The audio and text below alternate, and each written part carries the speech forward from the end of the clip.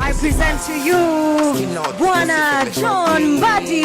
As usual, the conversation has already taken shape in the country around the finance bill for the year 2025-2026. And the government has worked around the clock to avoid the ugly scenes witnessed last year in revolt against the 2024-2025 financial bill. Treasury Cabinet Secretary John Mbadi has been up and about conducting town hall to street consultative fora, objective being to demystify this year's financial bill.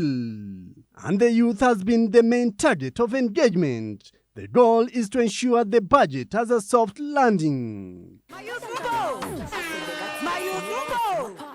From the provisions of data protection.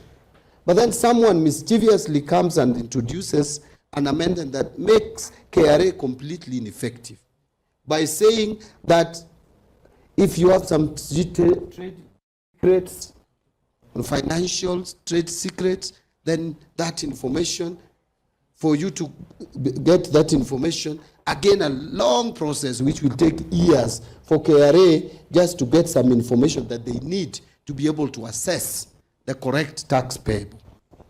Because let me tell you, ladies and gentlemen, this country, we should also not allow tax cheats to hide behind laws to run away from paying what they should pay. The bill has already been tabled in Parliament, with the Cabinet Secretary only urging for a tooth-comb reading of the bill before anyone pokes a hole into it.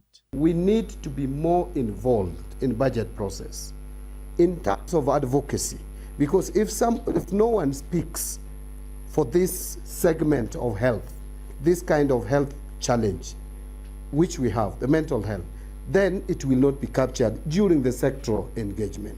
As I told you, budget is a process which is more involved at the sectoral meeting. That takes place between October and November. The Cabinet Secretary maintains that the finance bill will be the government's blueprint for economic prosperity for the nation. Mbadi gives assurance that in this year's budget, the bad part of it will be so scanty.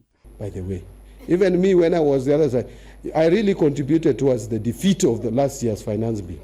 Because I looked at the 5% which was bad. 95 was okay. 95% was okay. But my duty was not to talk about the 95% which was okay. I looked for the 5 and made sure it was very bad. Because that is the role of opposition. But now that I'm in government, I talk about the 95%.